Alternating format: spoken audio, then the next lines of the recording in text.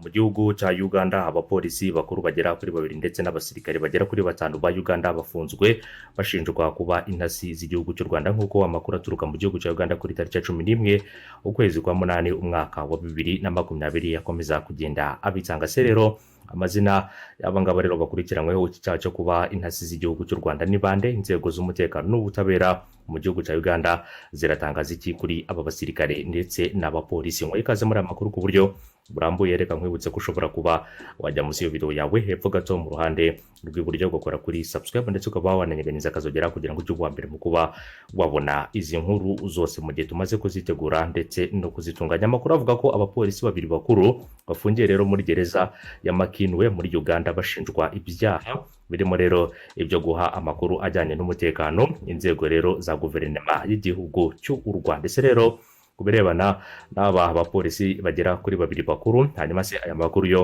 baba barayatanze mu buhe buryo? Aba bapolisi bakurikiranyweho rero iki cyaha n'ubutabera barimo uwitwa Beno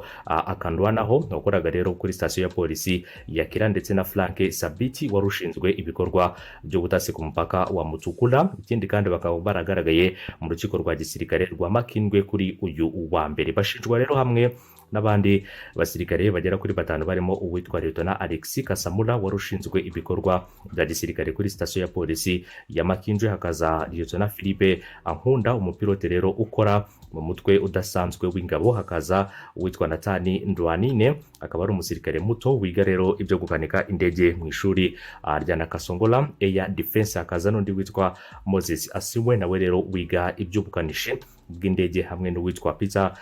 cyangwa se akaba yitwa Godfrey Mugabi. Hanyuma rero bose bakaba bahakana ibyaha bakekwaho, ariko rero urukiko rukaba rwategetse ko bakomeza gufungirwa muri gereza ya gisirikare. Ibyaha bashinjwa ngo bishobora gutuma bakatirwa igihano cy'urupfu mu gihe rero byaba bibananiye, nk'uko rero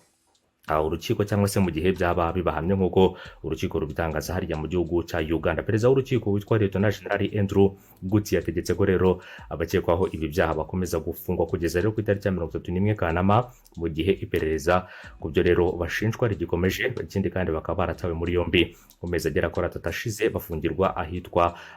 Kireka hariya mu gihugu cya Uganda. Ikindi kandi aya makuru akomeza avuga ko ubushinjacyaha buvuga ko hagati rero y'ukwezi kwa 2 ndetse n'ukwezi kwa 5 mu bihe bitandukanye bya Kampala rero aba bakekwaho ibyaha ngo bahaye amakuru inzego za guverinoma y'u Rwanda, aho rero ubushinjacyaha buvuga ko yaragamije guhungabanya umutekano w'igihugu cya Uganda. Ikindi kandi mu byo ubushinjacyaha bukomeza kugenda bushingiraho, umushinjacyaha rero witwa Lieutenant Colonel Raphael Mugisha yabwiye urukiko rwari mu gihugu cya Uganda ko iperereza kuri dosiye zabo rikomeje, ndetse ngo ubushinjacyaha rero bukaba bwasabye ibyumweru bigera kuri 3 kugira ngo ribe ryarangiye, hanyuma babashe kuba bashyikiriza ibimenyetso bikomeye rero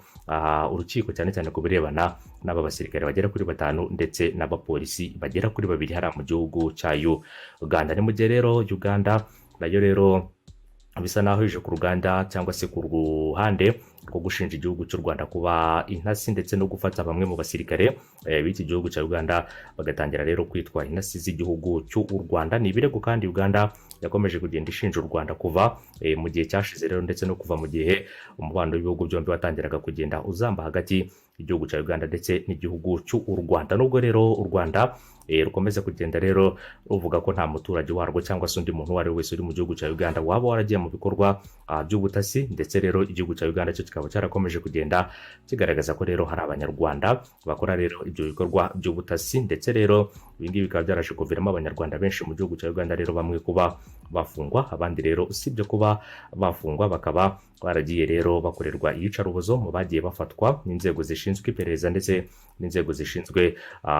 iperereza ry'imbere mu gihugu n'inzego za gisirikare, bakaba baragiye rero bahohoterwa inshuro nyinshi ku birebana n'aba baturage b'igihugu cy'u Rwanda. Ngira ngo ariko nanone leta y'igihugu cy'u Rwanda yo isaba Uganda kugaragaza ibyo bimenyetso byose ndetse ikanagaragaza abo ngabo bakekwaho rero kuba intasi. Ibyo bimenyetso byose byamara gushyirwa ahagaragara bakagezwa imbere y'ubutabera nk'uko guverinoma y'u Rwanda yakomeje kugenda ibigaragaza mu byifuzo byayo bitandukanye byagiye rero bigaragazwa n'igihugu cya Uganda. Gusa nanone ku ruhande rw'igihugu cy'u Rwanda narwo rukaba rushinja igihugu cya Uganda mu kuba rero inyuma y'ibikorwa bimwe na bimwe bigamije rero guhungabanya umutekano w'abanyarwanda bakorera rero ibikorwa bitandukanye, yaba bakora ingendo yaba n'abandi bose bakora ibikorwa bitandukanye ku butaka bw'igihugu cya Uganda. Mu kwezi kwa kabiri k'uyu mwaka abakuru b'ibihugu bombi baheruka gukura, yaba umukuru w'igihugu cy'u Rwanda Perezida Kagame ndetse n'umukuru w'igihugu cya Uganda Yoweri Kaguta Museveni, bakaba baheruka rero guhurira i Gatuna ku mupaka, aho bagiranye ibiganiro byasaga naho ari ibiganiro biganisha kuba rero umubano w'ibihugu byombi wakongera ugasubira mu buryo, cyane cyane ku birebana inama zari zimaze iminsi ziba, yaba inama yabereye i Rwanda muri Angola ndetse n'indi nama rero zagiye ziba zitandukanye zigamije kuba izagarura amahoro ndetse n'umwuka mwiza hagati y'igihugu cy'u Rwanda ndetse n'igihugu cya Uganda. Inama rero iheruka mu kwezi kwa kabiri yari yahaye igihugu cya Uganda ukwezi n'igice ko gusuzuma ibirego rero igihugu cy'u Rwanda rwagiye ruyigaragariza, cyane cyane ku birebana n'imitwe ishaka guhungabanya umutekano w'igihugu cy'u Rwanda ikorera mu gihugu cya Uganda. Gusa nanone Uganda nayo ikaba yaraje kubyitwaramo neza kubera ko ku ikubitiro yaje kwambura uwitwa Charlotte Mukankusi, akaba ari ushinzwe diplomasi mu mutwe wa RNC, ndetse binaza kuvuga ko hari andi mashyaka cyangwa se abandi bantu bitwikira rero imiryango igamije gufasha, hanyuma bagakora ibikorwa bigamije guhungabanya umutekano w'igihugu cy'u Rwanda, nk'uko u Rwanda none rwakomeje kugenda rubigaragariza Uganda. Mu byo rero Uganda yasuzumye harimo ibyo byose, gusa baza gufata umwanzuro rero ko Uganda ihabwa igihe kingana n'ukwezi n'iminsi rero igera ku byumweru bigera kuri 2 kugira ngo ibashe kuba yamaze gusuzuma ibyo birego byose u Rwanda rwagiye ruyigaragariza Uganda. Kandi nanone ikaba iheruka kurekura abanyarwanda 12 mu gihe hari abandi banyarwanda 103 bari barekuwe mbere yaho, ariko nanone ikavuga ko hari abandi basaga 300 bagifungiye rero mu magereza atandukanye mu gihugu cya Uganda bagomba kugezwa imbere y'ubutabera kubera ko abo ngabo bo ntago bazarekurwa. Gusa guverinoma y'u Rwanda nayo yaje gushima byinshi bitandukanye mu byakozwe n'igihugu cya Uganda mu kuba abanyarwanda bafungiye hariya muri Uganda barekurwa, nubwo rero nanone Uganda mu minsi ishize yerutse gutangaza ko iburira abaturage bayo mu itangazo ryaturutse mu biro by'umukuru w'igihugu, bakavuga ko abanyarwanda rero atari ngombwa ko birirwa bakandagiza ikirenge cyabo ku butaka bw'igihugu cy'u Rwanda, nk'uko iyo baruwa rero yasinyweho n'umuyobozi ubu mu biro by'umukuru w'igihugu yakomeje kugenda ibi itangaza. Ni ikibazo kandi nanone cyakomeje kugenda sibazwaho rero n'abasesenguzi benshi batandukanye bakurikiranira hafi bya politike y'ibihugu byombi, bakibaza impamvu Uganda yaba yarafashe uyu mwanzuro mu gihe byagaragaraga ko rero hari ibibazo birimo biragenda bishakirwa umuti hagati y'ibihugu byombi. Gusa nanone twiteze byinshi bitandukanye, wenda nyuma ibihe bya COVID-19 hazabaho uburyo bwo kuganira cyangwa se habeho ubundi buryo rero bwo kuba basubiza ibintu mu buryo, ariko nanone ubwo buryo butabayeho nta cyane na kimwe rero gishobora kuba cyakorwa ku mpande zombi. Ubwo rero no gutegereza byinshi bitandukanye mu bizava mu byo rero abaturage cyangwa se inzego z'ubuyobozi zizatangariza abaturage mbere y'uko rero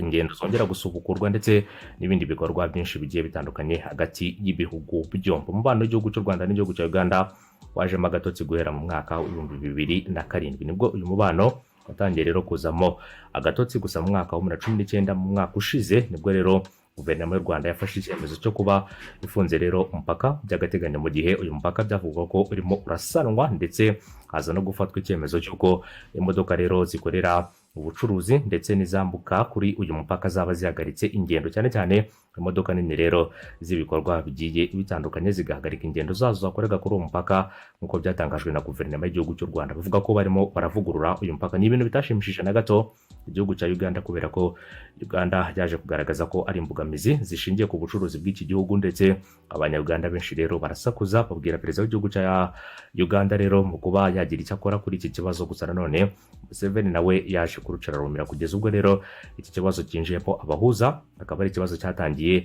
mu mwaka wa 2019 mu kwezi kwa karindwi, akaba ariko rero byatangiye kumenyekana ko hari ikirimo kirakorwa kugira ngo umubano rero ibihugu byombi ubashe kuba wasubira mu buryo rero, ndetse hagiye haba inama zitandukanye. Inama yabaye iheruka kuba inama ya 4 hagati y'ibyo bihugu byombi kugira ngo barebere hamwe uburyo bashobora kuba banoza umubano wabo. Reka dukomeze gutegereza byinshi bitandukanye mu bizava hagati y'ibyagiye bitangazwa ndetse na byinshi bitandukanye, kandi mu byo abayobozi bazafatiraho imyanzuro. Hari intumwa ziri kwiga ku bibazo bitandukanye, ndetse hari n'intumwa zihagarariye ibihugu byombi zigomba gufata imyanzuro igiye itandukanye mu byagiye bisuzumwa kandi bikareberwa hamwe kugira ngo barebe rero umwanzuro uhamye ushobora kuba wafatwa hagati y'ibihugu byombi. Reka rero dutegereze byinshi bitandukanye, reka twitege ko byibuze wenda hari ikizakorwa kugira ngo rero yaba abanyarwanda yaba n'abanyarwanda bagenderanire mu buryo bw'amahoro, kandi byose rero bitange umutekano ndetse n'ituze kuri buri wese ugenderera igihugu cy'undi, avuye mu gihugu kimwe rero agana mu kindi igihugu. Gusa mwiza, ibihe byiza kuri mwese rero, mukomeze kugubwa neza ndetse munakomeze kugenda mubana natwe. Ni ku itariki ya 11 abagize isabukuru, mukomeze kugira umunsi mwiza, ndetse n'abandi mwese mwagize ibyago mukomeze kwihangana. Ibyago bibaho mu buzima, ibyago ntabwo biteguza, kandi mukomeze kugubwa neza no kugira umutima ukomeye no kwihangana muri byose. Ibihe byiza kuri mwese.